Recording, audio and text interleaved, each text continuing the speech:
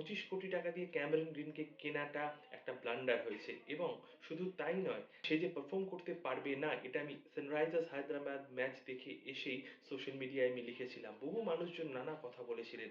আমি তার পরিবর্তে হিসেবে রাঁচি রবীন্দ্রকে চেয়েছিলাম।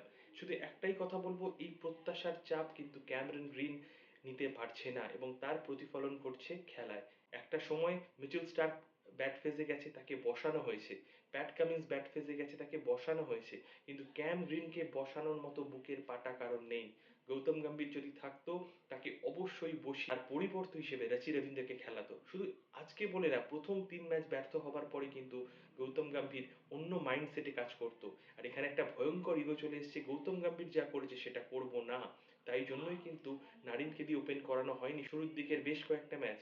যদিও এখন চাপে পড়ে তারা সিদ্ধান্ত বদল করেছে, চেন্নাইয়ের বিরুদ্ধে নারিনকে ওপেন করতে দেখা গেছে।